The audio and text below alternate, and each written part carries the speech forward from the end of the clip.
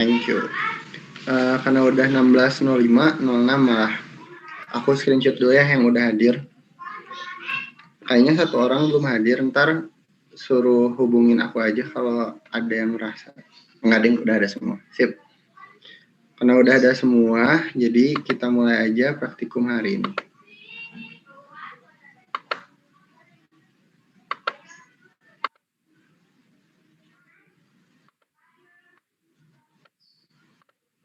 Udah kelihatan belum teman-teman?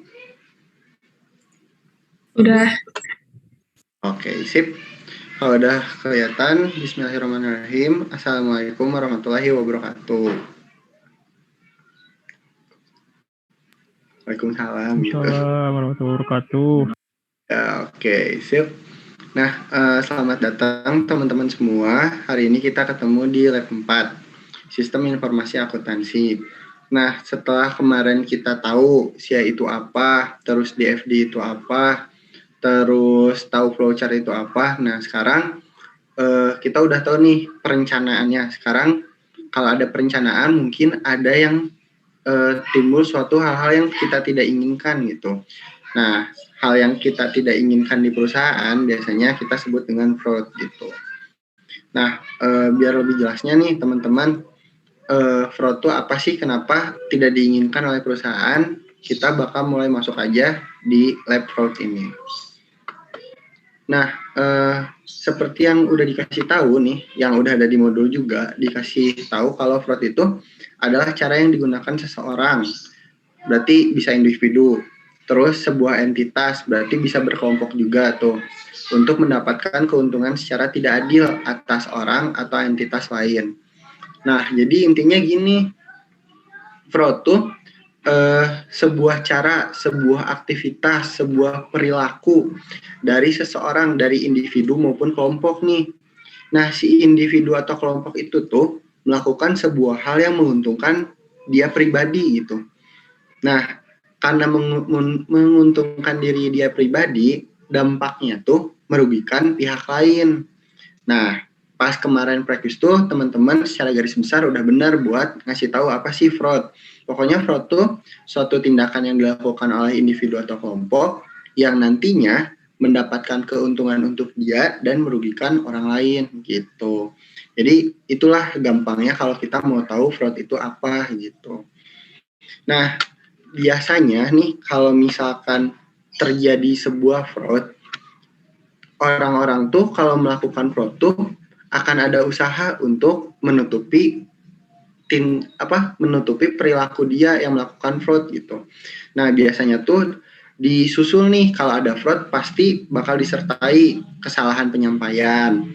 Terus ada kesalahan penyingkapan, ada juga yang namanya berniat untuk menipu gitu. Nah, maksudnya gimana? Misalkan kita udah fraud nih, kita udah curang. Kalau misalkan kita curang, biasanya kita bakal ngebohong tentang kecurangan itu, bakal melakukan kesalahan penyampaian. Kesalahan penyampaian tuh contohnya kayak berbohong. Jadi misalkan aku beli barang harganya 80.000 gitu, cuman sama aku tulis di nota 100.000 gitu. Pas aku bilang ke orang lain, ke orang yang nyuruh aku beli barang, aku bilang, ini harganya 100.000, lihat aja di nota. Nah, penyampaian yang aku lakuin tuh itu tuh sebuah penyampaian yang salah gitu, gara-gara aku melakukan fraud gitu. Jadi, salah satu ciri fraud tuh setelah kita melakukan fraud, bakal ada event afternya gitu, akan ada sesuatu yang kita lakukan untuk menutupi kesalahan kita gitu. Nah, bisa kita salah menyampaikan, bisa salah penyingkapan, bisa emang ada niatan untuk nipu gitu. Nah, semua ini setelah kita lakukan fraud dan event afternya, ujung-ujungnya pada akhirnya kita bakal menimbulkan kerugian bagi pihak lain. Nah, jadi gitulah intinya. Jadi fraud tuh kita melakukan sebuah kecurangan untuk menguntungkan diri kita pribadi atau kelompok kita sendiri dengan cara apapun, dan kita tutup-tutupin, kita ada event afternya, kita lakukan sebuah kejadian lain setelah fraud itu, dan akhirnya bakal ada kerugian gitu. Jadi runtutannya kita melakukan sesuatu, terjadi fraud, terus kita tutupin fraudnya, baru bakal ada kerugian gitu. Nah, dari sini kebayang nggak sama teman-teman? Apa ada yang mau ditanyain dulu?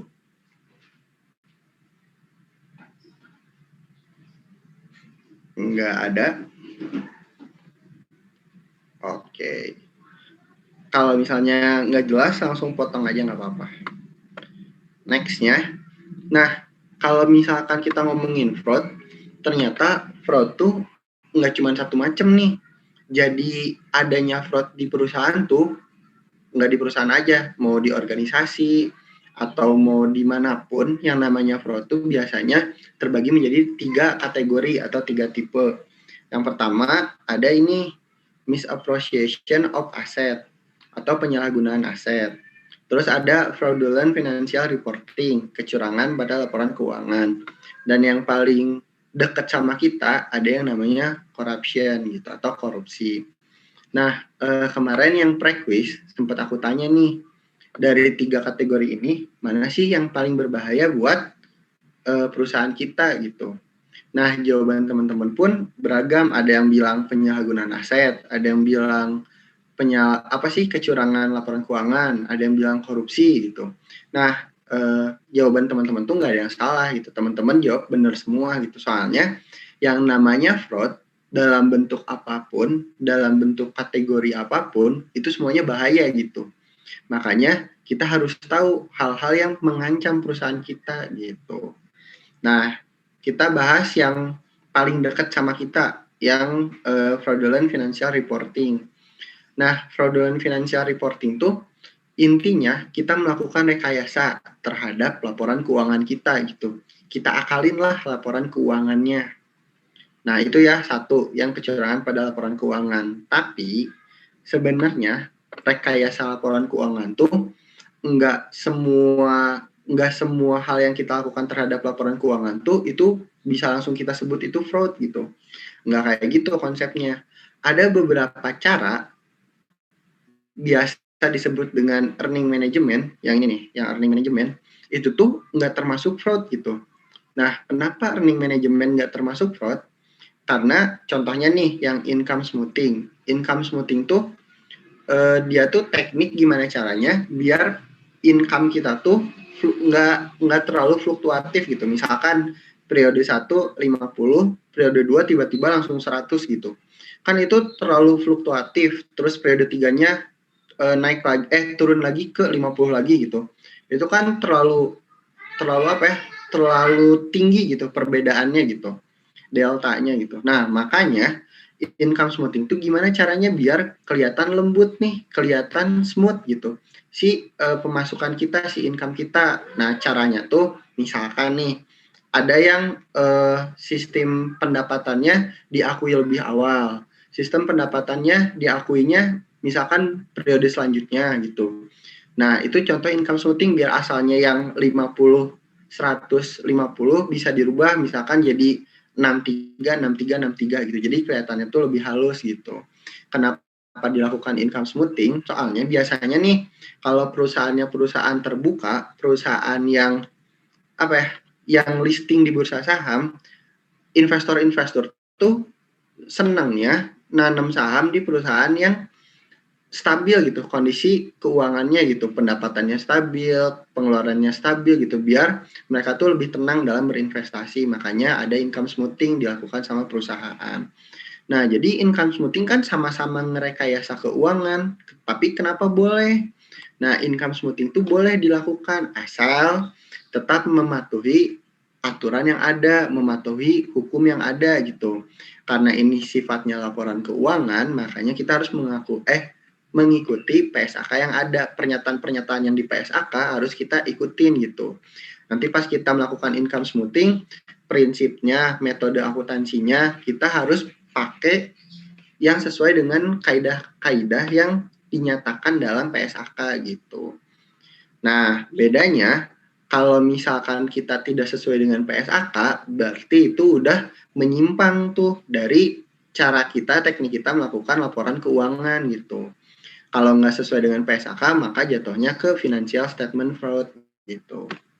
Intinya, kalau kita merekayasa laporan keuangan, kalau prinsip dan metodenya sesuai dengan apa yang dinyatakan dalam PSAK, itu mungkin masuknya, nggak mungkin, itu masuknya ke earning management. Tapi kalau tidak sesuai dengan PSAK, itu jatuhnya jadi financial statement fraud gitu, gampangnya. Itu yang pertama kan. Nah, financial statement fraud tuh nggak cuman naikin pendapatan. Mungkin kalau kita mikir, kalau kita mau fraud ya kita naikin pendapatan kita biar perusahaan kita kelihatannya lebih keren nih. Nah, sebenarnya nggak juga. Bisa aja kita melakukan fraudnya itu dengan cara kita ngurangin nih pendapatan kita. Nah, terus ntar teman-teman kayak bingung, lah kok bisa sih ada perusahaan yang mau pendapatannya kecil gitu.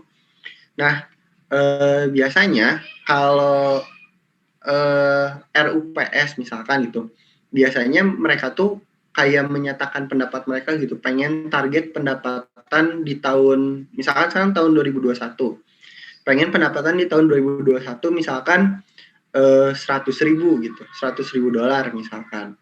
Nah, manajemen tuh pasti dikasih iming-iming nih sama yang ngasih kerjaannya gitu, sama RUPS-nya gitu. Kalau manajemen bisa ngasilin pendapatan 100.000, manajemen bakal dapat bonus gitu.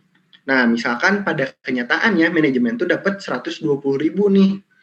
Kelebihan 20.000, tetap manajemen tuh dapat bonus, cuman sama mereka diturunin jadi 100.000 aja, jadi pas. Biar apa? Biar si 20.000-nya bisa diakui di periode selanjutnya gitu. Jadi periode selanjutnya tuh mereka nggak harus capek-capek bikin pendapatannya tuh 100.000. Cukup 80.000 ditambah 20.000 yang tahun 2021 gitu. Jadi nggak terlalu capek.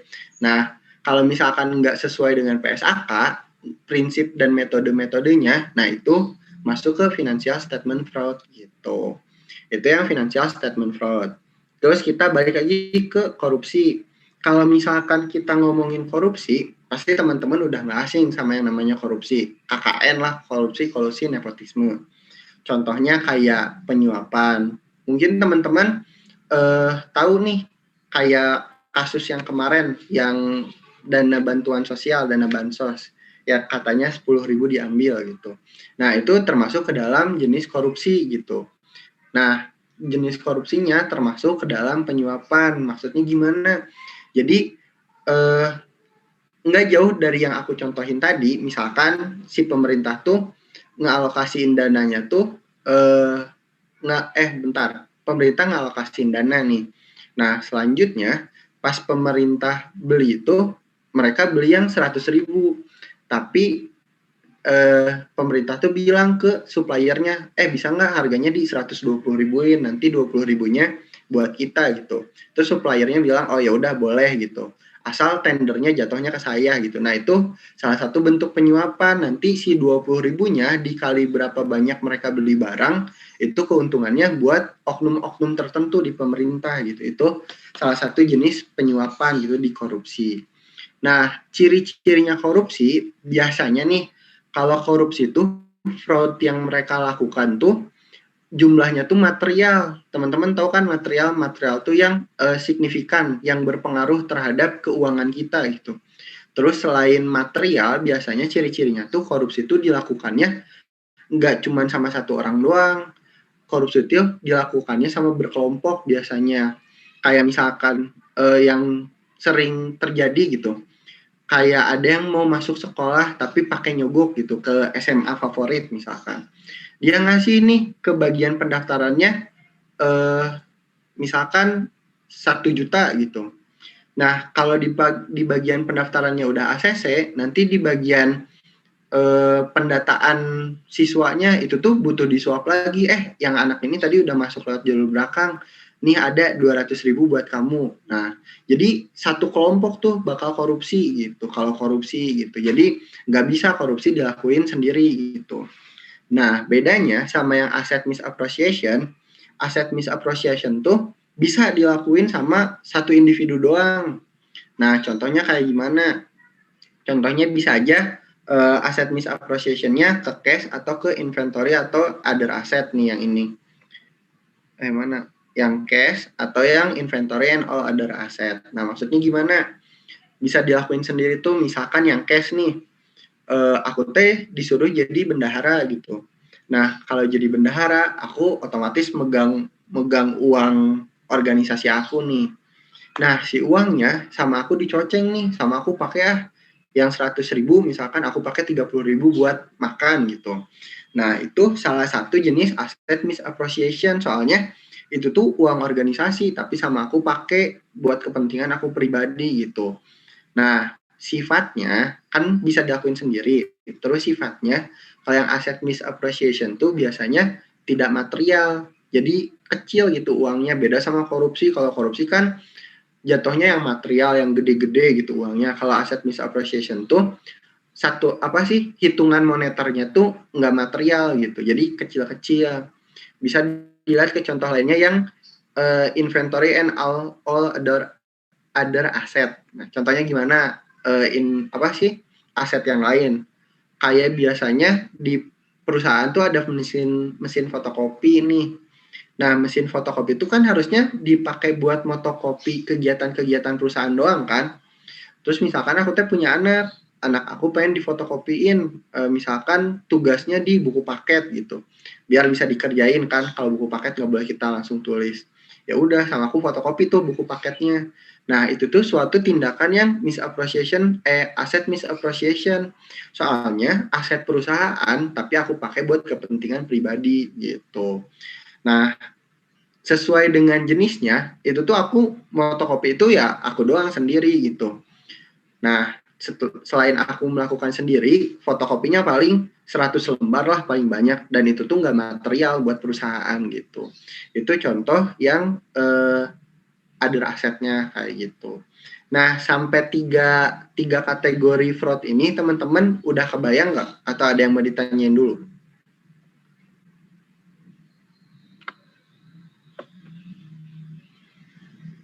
Suara aku jelas nggak nih? Takutnya dari tadi ngomong. Jelas, Fit. Jelas. Aman. Terbayang. Kebayang ya? Berarti mantap. Yang lab ini jago-jago. Sip. Lanjut dari 3 kategori ini nih, teman-teman udah tau lah ada korupsi, penyalahgunaan aset, sama kecurangan laporan keuangan. Nah, bentar, kita bahas yang ini dulu. Kalau teman-teman lihat di ini nih, di inventory and all other asset tuh ada misuse, atau sama aja sih, kayak misappropriation, jatuhnya asetnya disalahgunakan. Nah, karena kita studio komputer akuntansi dan kita berbasis sistem gitu. Nah, kita bakal lebih dalam nih, sedikit lebih dalam membahas tentang fraud yang terjadi di sistem gitu. Nah, kita ambil contohnya tuh komputer fraud nih. Jadi kalau misalkan teman-teman nih yang udah baca modul bingung gitu, kenapa yang ada section khususnya yang diperdalam tuh tentang komputer fraud ya? Itu alasannya gara-gara kita studio komputer akuntansi gitu. Makanya yang lebih kita perdalam tuh tentang komputerisasi gitu. Nah, di komputer fraud ini terbagi jadi 5 kategori lagi nih, kategori fraudnya. Kayak yang kemarin udah aku kasih tahu gitu. Biasanya dalam kalau teman-teman ingat nih yang program flowchart, itu tuh ada input, ada proses, sama ada output kan dalam sebuah alat gitu. Contohnya komputer nih, aku ngambilnya gitu. Nah, sebelum masuk fraud nih, biar teman-teman ada nilai tambahnya di komputer fraud ini. Kan di sini ada gambarnya nih. Ada yang mau ngejelasin nggak, ini ada bentuk yang ini, ada bentuk kotak, ada yang flow, ada yang mau jelasin buat review yang kemarin-kemarin? Nah, coba aku, Rit. Yang ini Pan. Bentar. Yang input ini apa? Input tuh maksudnya bentuknya input dokumen, sama yang output juga bentuknya dokumen. Kalau yang kotak? Kalau yang kotak itu bentuknya operasi komputer, yang data prosesor sama komputernya. Kalau yang panah ini? Kalau yang panah itu buat alur datanya. Benar. Terus yang ini kenapa panahnya bolak-balik di data? Berarti yang data fraud itu sebagai penyimpanan data itu bisa disimpan ataupun dipakai sama prosesor fraud-nya. Oke, sip. Buat Alvan plus 3 poin ya. Kasih Alvan. Sip. Tadi itu Bang nggak ada hubungannya sama komputer fraud. Aku cuma pengen review teman-teman, masih ingat nggak sih materi yang kemarin gitu. Nah, sekarang kita bahas komputer fraud-nya. Komputer fraud tuh ada yang namanya input fraud. Kayak yang teman-teman udah tahu nih dari lab-lab kemarin, input tuh sebuah kegiatan di mana kita memasukkan data ke dalam prosesor gitu. Contohnya nih, fraud yang dilakukan, input fraud tuh contohnya kayak gimana? Misalkan, teman-teman masukin, misalkan teman-teman ada yang kerjanya jadi HR gitu, jadi human resource. Terus suruh masukin gaji gitu. Nah, pas bagian masukin gaji teman-teman sendiri, kan kalau HR tuh masukin gaji semua karyawan di perusahaan kan, termasuk gaji diri dia sendiri sebelum direview sama orang lain gitu, sama supervisornya itu. Nah, waktu kalian masukin data gaji kalian, harusnya gaji kalian teh cuman 10 juta gitu. Tapi kalian teh 10 juta doang gitu, tambahin masukinnya 12 juta gitu. Nah, itu tuh kita tuh nge-input data yang salah gitu. Makanya kita namakan itu sebagai input fraud gitu. Nah, kalau prosesor fraud karena prosesor gitu, alat pemrosesannya, berarti kita anggap aja komputernya gitu. Nah, apa yang terjadi sama komputernya? Bisa aja, kalau tadi kan cara kita nge-input, kalau prosesor fraud, cara kita make prosesornya, berarti cara kita make komputernya gitu. Seharusnya, misalkan Alvan tuh pakai komputer tuh, misalkan Alvan akuntan, berarti Alvan tugasnya masukin data-data transaksi doang nih, tugasnya Alvan. Tapi Alvan teh nakal gitu. Malah Alvan pakai komputernya teh misalkan buat Twitteran, buat Instagraman di komputer kantor gitu. Nah, itu teh fraud terhadap prosesor gitu. Jadi kecurangan yang kita lakukan terhadap alat atau mesin prosesor gitu. Itu contohnya kayak gitu kalau yang prosesor fraud. Nah, terus ada computer instruction fraud. Computer instruction fraud-nya gimana? Kan kalau misalkan masukin gaji kita, berarti itu input. Nah, kalau misalkan kita ngomongin proses perhitungan tunjangan misalkan. Nah, proses perhitungan tunjangan tuh misalkan gaji kita dikali 10% gitu. Nah, si proses pengkalian 10% tuh instruksinya sama kita ganti gitu. Jadi misalkan 12% gitu buat buat nambahin tunjangan, atau misalkan kalau misalkan itu mau nambahin tunjangan. Misalkan kalau misalkan kita mau jadi apa sih namanya tuh? Teknisinya yang bagian IT-nya, kita tuh pengen nambah gaji kita tuh dengan cara tunjangannya harusnya 10%. Sama kita diganti jadi 9,98% gitu. Yang 0,02%-nya si tunjangan itu tuh dimasukin ke gaji kita gitu. Nah, itu tuh instruction fraud, itu tuh jenis instruction fraud gitu. Soalnya kita memproses instruksi yang salah gitu, yang tidak terotorisasi, yang tidak ada izinnya gitu, secara ilegal. Itu namanya computer instruction fraud gitu. Nah, terus yang tadi kata Alvan yang bisa bolak-balik, soalnya kita bisa nyimpen data atau ngambil data gitu. Nah, kalau data jatuhnya tuh harus disimpan, dipakai sesuai kebutuhan, dan kita simpen tuh ke penyimpanan yang sebaiknya gitu, ke penyimpanan yang kalau penyimpanan data pegawai ya harus ke penyimpanan data pegawai gitu. Pokoknya harus sesuai aja. Tapi misalkan nih, aku kerjanya di bank nih. Pas aku kerja di bank, aku ketemu sama nasabah yang cantik misalkan. Terus aku teh kepo ya, nomor teleponnya yang mana nih. Nah, aku teh merusak database perusahaan aku, merusak database bank yang tempat aku kerja gitu. Aku cari yang namanya si A ini tuh di mana sih rumahnya gitu. Alamatnya kan ada di database alamatnya, ada nomor teleponnya, ada ya pokoknya data-data dia gitu. Nah, aku ambil tuh datanya. Kan itu salah satu bentuk penyalahgunaan data kan. Harusnya datanya nggak aku pakai buat yang begitu, tapi sama aku malah dipakai begitu. Nah, jadi yaitu suatu bentuk fraud gitu. Soalnya aku penyalahgunaan data. Itu yang data fraud. Terus yang output fraud gitu. Misalkan output kemarin teman-teman ingat nggak di yang flowchart input sama output tuh yang sektor input sama output tuh ada yang display. Nah, display itu salah satu bentuk output kan. Misalkan nih si output dari kamera CCTV misalkan, kan outputnya teh keluar di monitor pengawas gitu. Nah, tapi sama aku teh dirusak nih si aliran outputnya malah dialirin ke monitor aku gitu. Jadi yang dilihat di kamera pengawas bisa dilihat sama aku juga buat misalkan ngeliatin mantau pegawai lain yang pengen aku stok gitu. Sama aku diambil aja outputnya gitu. Biar nongol di aku gitu. Kamera pengawas yang ngintai pegawai lain yang mau aku stok gitu misalkan.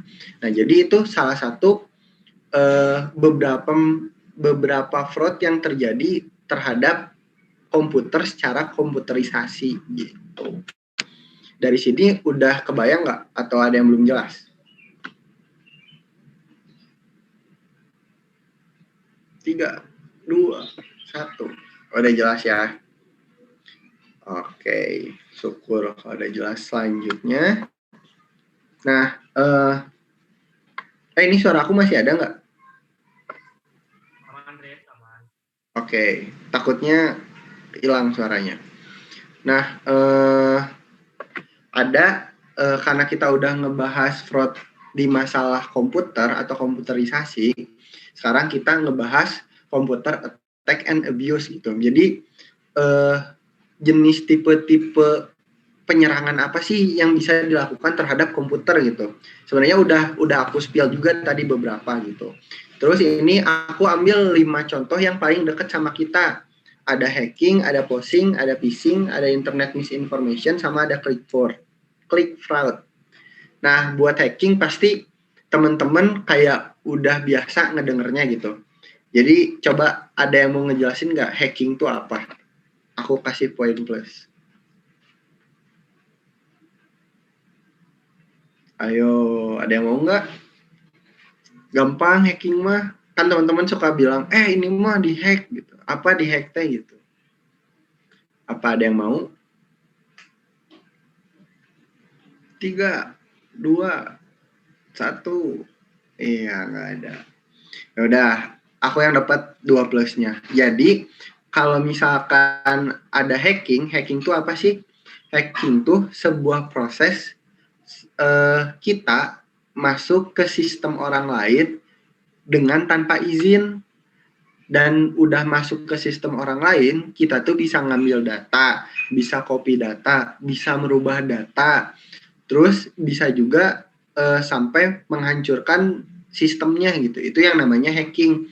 Teman-teman pernah lihat nggak sih kayak akun pemerintah gitu, ada yang dihack gitu? Ada yang pernah ngelihat? Kalau misalkan pernah ngelihat, pasti suka si akunnya pas kita buka jadi hack by bla bla bla gitu. Misalkan hack by Farid Dian gitu. Nah, itu salah satu jenis hacking. Dia tuh merusak sistemnya. Jadi pas sistemnya kita pengen buka user interface-nya, yang keluar malah biasanya blank item sama bacaan-bacaan serem gitu doang. Itu hacking tuh. Nah, dari hacking ini terus ada yang phishing. Kalau phishing tuh biasanya yang rentan kena tuh biasanya cewek-cewek nih. Cewek-cewek biasanya suka buka Instagram misalkan, lihat akun-akun yang jualan all shop gitu. Terus teman-teman tuh tertarik tuh sama akun tertentu, misalkan akun jualan sepatu gitu. Teman-teman tuh tertarik, terus teman-teman tuh ngehubungin si akun jualan sepatu itu kayak, sis ada nggak, barangnya masih ready nggak gitu. Terus dijawab, oh ready kak, tinggal isi formatnya aja nih gitu. Terus diisilah sama teman-teman. Terus dia bilang, kak transfernya ke akun ini ya gitu. Terus kalian transfer, udah gitu pas udah ditransfer tiba-tiba IG kalian diblok, terus kalian ngehubungin nggak bisa. Terus pas dilacak tuh si nomor ATM-nya ternyata itu nomor ATM penipu gitu. Nah, itu tuh salah satu jenis phishing gitu. Phishing tuh seakan-akan kita orang itu tuh menjual sesuatu yang nyata atau menjadi sesuatu yang nyata gitu. Padahal dia tuh nggak ada gitu aslinya gitu. Itu tuh salah satu computer attack and abuse gitu. Terus selanjutnya kalau phishing, teman-teman yang paling sering kita lakuin nih, misalkan kita mau buka akun akun pemerintah misalkan kotabandung.go.id gitu. Nah, tapi kita teh salah gitu. Malah nulisnya teh kotabandung.com gitu. Biasanya ada beberapa akun yang udah di phishing. Kalau misalkan kita typo gitu nulisnya, kita tuh bakal masuk ke website lain gitu. Tapi si websitenya tuh seakan-akan website yang mau kita tuju gitu. Misalkan websitenya nih yang gampang buat nyontohinnya misalkan faridallshop.com gitu.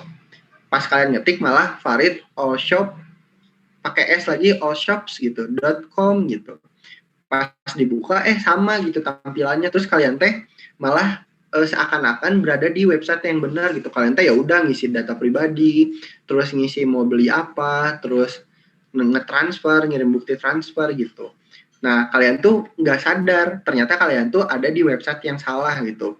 Nah, website yang salah tuh adalah website yang melakukan phishing gitu. Meniru website lain seakan-akan itu tuh website yang sama gitu. Itu phishing. Nah, terus selanjutnya yang internet misinformation. Ini yang paling marak banget di antara kita gitu. Nah, internet misinformation teh ya kayak hoax gitu.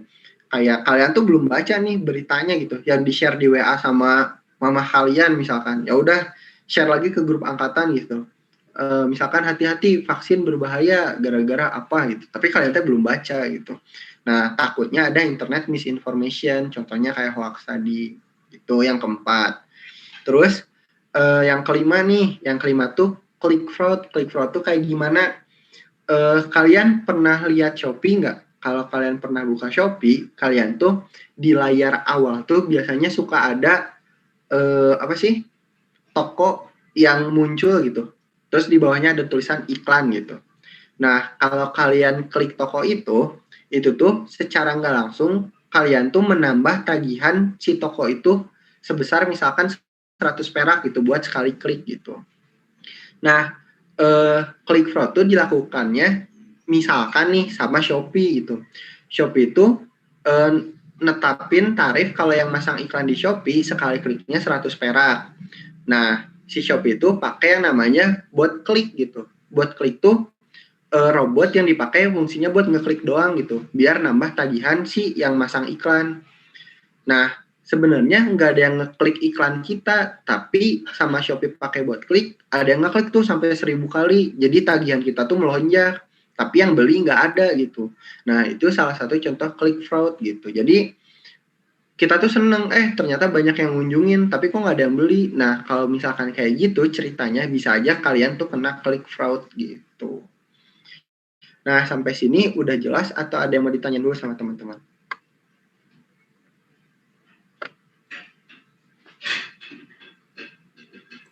Farid mau nanya. Ya, boleh. Kenapa Najla? Tapi agak di luar ini sedikit sih. Kalau misalnya ada orang yang nge-hack film gitu, terus kan suka dimasukin ke web-web gitu kan, misalnya LK21 gitu-gitu. Kayak gitu misalnya keuntungannya apa sih yang didapetin sama pelakunya gitu? Aduh, Najla maafin. Putus-putus boleh diulang nggak? Nggak, kalau misalnya ada yang pelaku masukin film ke web-web gitu, web-web ilegal, LK21, kayak gitu-gitu, Indah XX1, kayak gitu sebenarnya keuntungan yang didapetin si pelakunya tuh kayak gimana gitu?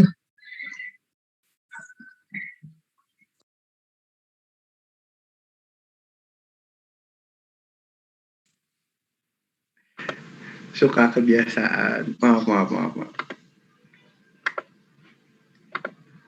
Gimana Najla? Maaf pisan, diulangi lagi boleh?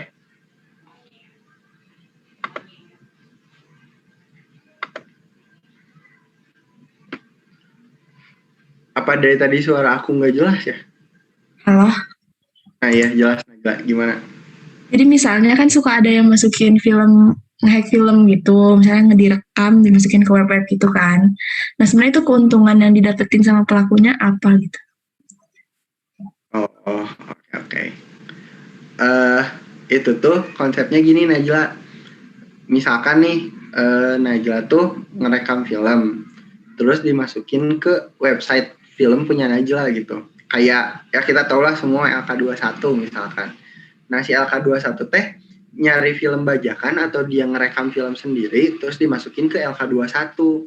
Nah si LK21 tuh kenapa dia bisa untung gitu? Kenapa dia semangat sih tiap ada film baru selalu ada di LK21 gitu. Kenapa sih bisa kayak gitu? Soalnya pas kalian buka aja website LK21 keluar tuh iklan. Biasanya iklan iklan poker, iklan judi bola gitu. Biasanya kayak gitu kan.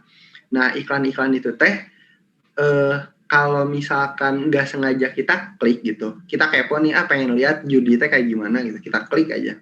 Nah, setiap kali kita ngeklik si akun iklan itu teh bakal ngasih AdSense buat si LK21 gitu Najwa. Oh, dulu tuh kayak pernah dengar nggak Indonesia bocil gitu ya. Tapi kalau kita nonton kayak gitu, kuota kita bakal buat dia itu kan nggak ada ngaruh-ngaruhnya gitu ya. Nggak. Ya aku juga dulu waktu kecil mikirnya gitu sama. Ternyata enggak kayak gitu konsepnya. Konsepnya tuh mereka untungnya dari iklan gitu. Terus semakin banyak yang masuk website LK21, nggak tanpa kan ada iklan-iklan yang di atas filmnya kayak gini. Yang kelap-kelip gitu kayak gini. Diskon 80% gitu buat hari ini. Nah, tanpa diklik pun mereka tuh harus bayar tiap satu orang yang masuk ke website itu gitu. Misalkan satu orang bayar ke LK21-nya tuh 5 perak gitu. Jadi lumayan kan kalau yang datangnya 1.000 orang sehari juga udah 5.000 gitu. Tanpa LK21-nya nggak ngapa-ngapain gitu, cuman upload doang sekali gitu. Gitu Najla konsep perinternetan. Oke, makasih Farid. Gitu. Pokoknya ya itu mah gara-gara AdSense lah yang begitu mah website tuh. Dapat uangnya dari AdSense. Mungkin juga teman-teman pernah mikir gitu, ngapain sih ada orang bikin blog, orang blognya juga belum tentu ada yang buka gitu kan.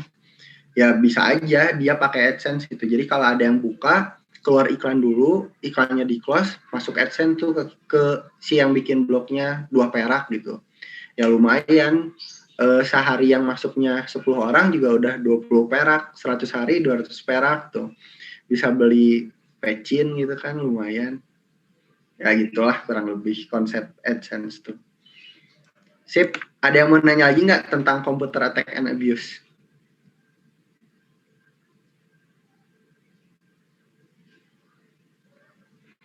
Kalau kayak Najla juga nggak apa-apa sih sebenarnya, nggak harus materi banget gitu. Kalau misalkan emang ada yang teman-teman kepo gitu ya, tanyain aja, siapa tahu aku tahu atau siapa tahu bisa diskusi gitu. Santai aja. Oke ya, karena udah clear semua, kita lanjut ke motif behind a fraud. Nah, kalian pernah mikir nggak sih kenapa orang mau melakukan fraud gitu? Apakah kayak lagi ngelamun gitu, tiba-tiba pengen fraud gitu, pengen korupsi hari ini gitu. Pas bangun tidur tiba-tiba yang melintas di pikiran itu, korupsi hari ini gitu kan. Nggak kayak gitu konsepnya. Ada beberapa hal yang memicu nih kita untuk melakukan fraud. Nah, dasarnya gitu, yang pertama kali banget dicetuskan tuh ada yang namanya fraud triangle. Fraud triangle tuh terdiri dari opportunity, tunjuk aja, opportunity, rasionalisasi, sama pressure gitu. Nah, biasanya banget gitu, orang-orang tuh mendapatkan keinginan untuk fraud tuh gara-gara ada pressure, ada tekanan. Entah tekanannya datang dari diri kita pribadi atau entah datangnya tuh dari perusahaan kita, tempat kita kerja gitu. Kalau dari diri kita pribadi tuh itu paling sering terjadi banget gitu, gara-gara kondisi finansial kita butuh uang gitu, ya udahlah korupsi lah, atau ya udah tilep aja uang kas gitu. Nah itu salah satu tekanannya gitu. Terus ada juga lifestyle gitu, biasanya hidupnya jajannya misalkan sehari 150.000 sehari gitu. Gara-gara corona sama si papa cuma dikasih 100.000 gitu. Aduh, nggak bisa nih kita nurunin lifestyle kita tuh nggak banget gitu. Makanya 50.000-nya ya udahlah sehari-sehari tiap hari gitu maksudnya teh ngambilin uang kas 50.000 gitu. Itu tuh salah satu jenis tekanan juga gitu. Terus emosional kayak apa sih, nafsu pribadi gitu. Emosional bisa aja kayak takut dikejar utang, atau misalkan pengen deketin cewek misalkan, tapi bukan nafsu, keinginannya tuh terhambat sama balik lagi ke finansial gitu. Nah, itu salah satu tekanan-tekanan kenapa kita melakukan fraud gitu. Nah, ini tuh yang sebenarnya yang nggak harus dihafalin sih, tapi teman-teman harusnya ingat gitu. Kalau misalkan teman-teman tertekan tuh biasanya gara-gara apa gitu. Terus kalau yang dari perusahaan mah ya gampang lah, karena perusahaan misalkan pengen profitnya tinggi, kita disuruh ngakalin laporan keuangan.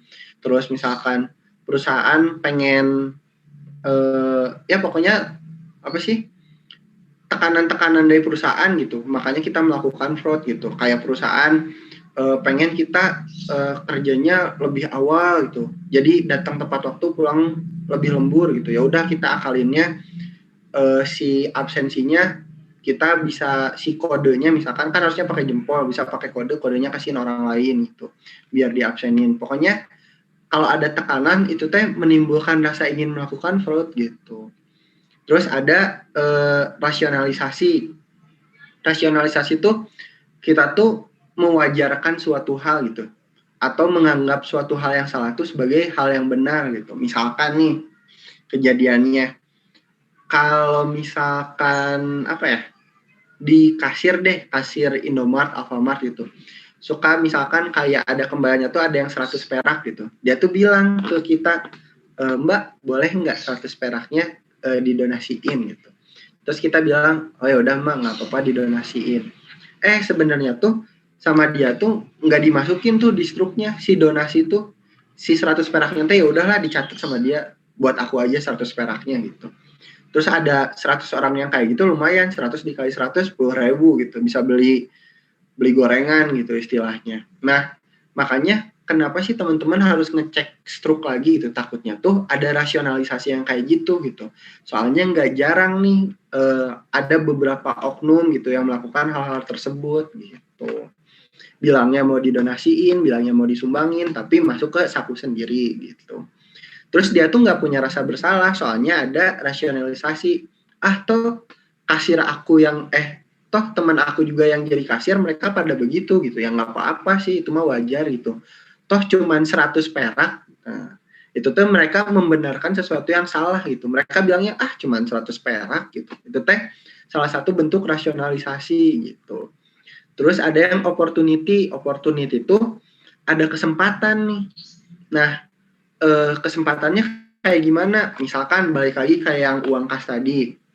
Aku teh jadi bendahara gitu. Jadi ya itu teh ada kesempatan buat aku nilep uang gitu, buat aku ngambil uang kas gitu. Kalau misalkan aku bukan bendahara gitu, aku ditempatin jadi sekretaris, ya aku nggak ada opportunity gitu. Nah, itu triangle of fraud tuh gitu dulu nih sementara. Nah, kenapa sih sampai ada dicetusin yang namanya fraud triangle gitu? Kalau teman-teman tadi yang slide awal-awal aku teh bilang fraud tuh ujung-ujungnya menimbulkan suatu kerugian gitu. Nah, di satu sisi selain fraud tuh ada yang namanya error. Error juga sama, misalkan kayak yang tadi masukin gaji harusnya 10 juta jadi 12 juta. Nah, kalau misalkan kejadiannya kita gitu, makanya timbul nih yang mencetuskan fraud triangle gitu. Nah, kalau misalkan gampangnya banget gitu, bedanya error sama bedanya fraud. Kalau error tuh kita nggak sengaja. Kalau fraud, kita sengaja melakukan hal tersebut. Dan hal tersebut tuh didukung sama syarat-syarat ini. Kita ada kesempatan, kita merasionalisasikan tindakan kita sama kita punya tekanan, makanya kita melakukan sebuah fraud gitu secara sengaja gitu. Itulah kenapa kita bisa ngebedain yang mana error sama yang mana fraud gitu. Nah, dari sini ada yang mau ditanyain dulu nggak sama teman-teman? Nggak apa-apa, santai-santai. Mau nanya yang... Mau tanya dong. Gimana, Alfa? Kan gini ya, kan di sosial media tuh suka banyak hoax beredar di masyarakat lah gitu ya mah. Nah itu apa sih motif orang tuh bikin berita hoax gitu? Maksudnya keuntungannya tuh apa buat sih itu sampai bisa nyebar ke grup WA gitu? Oke. Gini, biasanya hoax nih biasanya ya, nggak semua hoax kayak gitu. Setahu aku nih, kan karena itu hoax itu termasuk ke dalam computer abuse and attack, terus computer abuse and attack tuh termasuk ke dalam yang namanya fraud karena hoax itu merugikan pihak lain kan. Nah, itu tuh ya berarti kita balikin lagi tuh ke yang ini, yang triangle of fraud ini gitu. Pertama ada misalkan nih hoaxnya tuh bilang ternyata si Farid tuh kalau si Farid tuh kalau ngejelasin sambil baca materi misalkan gitu aja misalkan. Nah, di-share tuh di grup WA di grup angkatan misalkan di-share hoaxnya udah kesebar gitu. Nah, keuntungan yang nyebarin hoax tuh apa? Biasanya yang nyebarin hoax itu tuh ada kepentingan pribadi gitu. Ada ada pressure-nya gitu. Bisa aja nih yang nyebarin hoaxnya tuh si Fadli gitu. Si Fadli kan TA juga tuh sama. Fadli tuh nyebarin hoax itu biar apa? Biar Farid itu jatuh gitu. Karena Fadli itu ada tekanan nih. Pertama ada pressure nih. Fadli ada pressure. Takut kesaingin nih jagonya ngajar sama Farid. Ya udah gimana caranya biar si Farid jadi jelek di mata mahasiswa lain. Ya udah Fadli itu nyebarin hoax. Farid tuh nyampein materinya sambil ngejelasinnya sambil baca materi gitu. Fadli itu ada pressure karena dia pengen jadi TA terbaik misalkan gitu.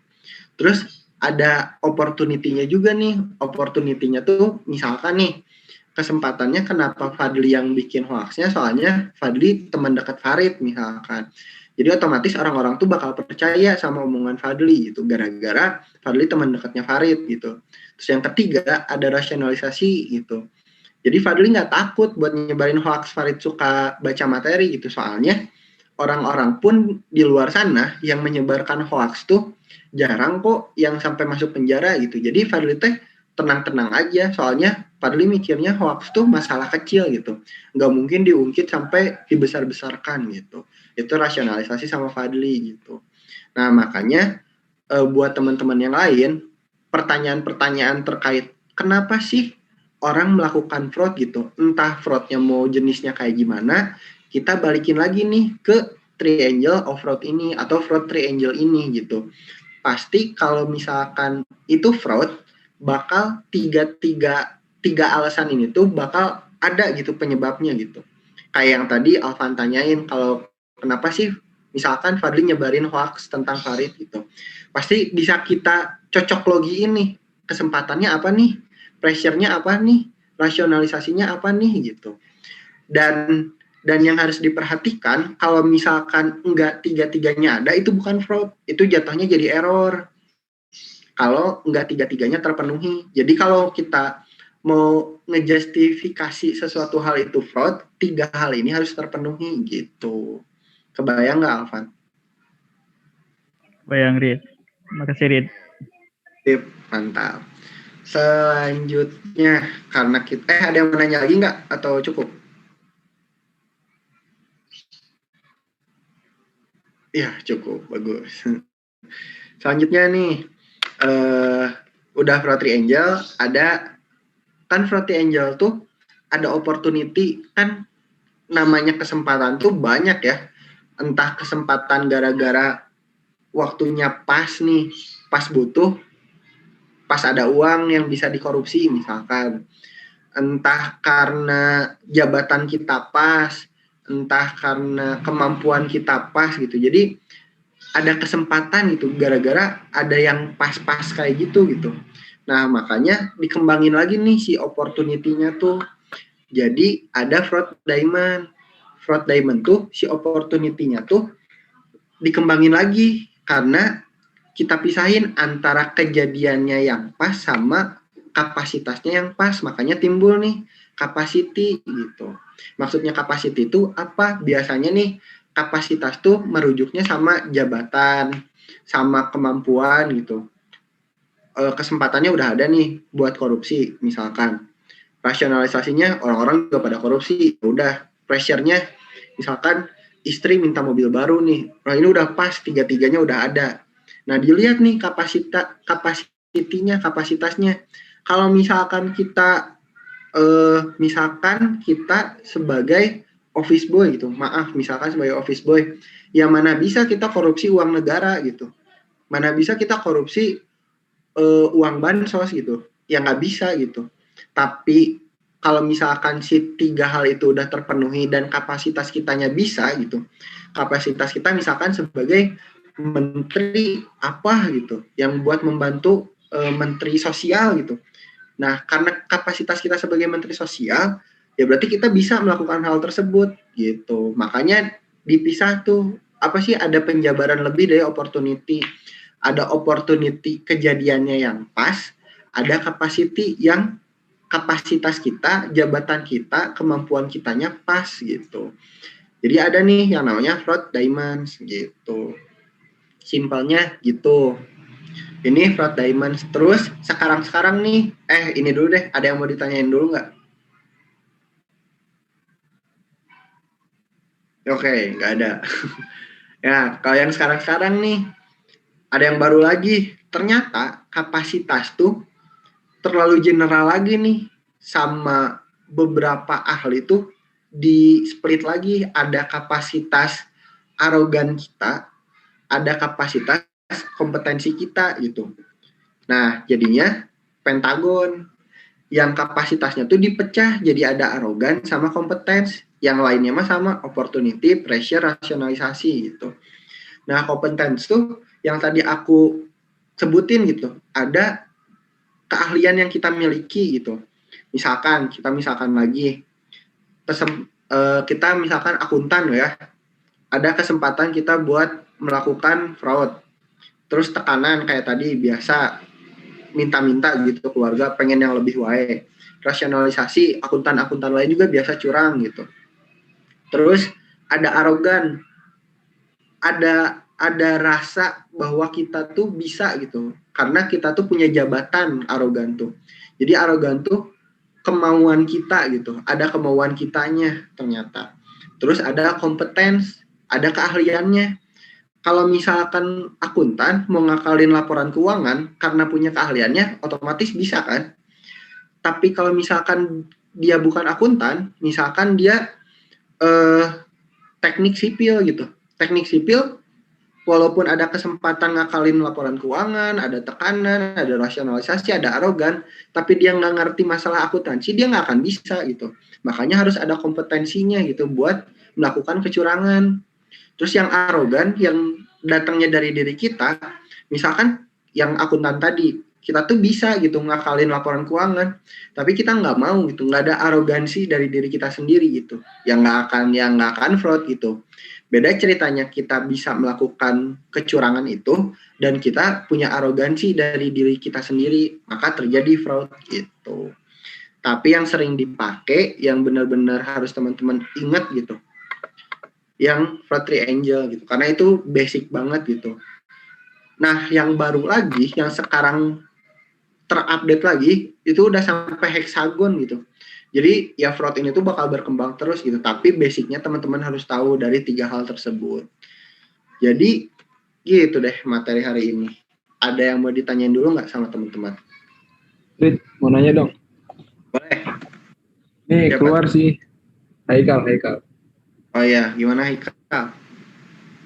Nah, share aja. Kan ini bahas fraud ya, kecurangan segala macam. Nah, gue sering dengar kayak virus komputer gitu. Banyak yang bilang virus itu yang buat adalah si pembuat antivirus. Nah, kalau gitu itu masuknya gimana?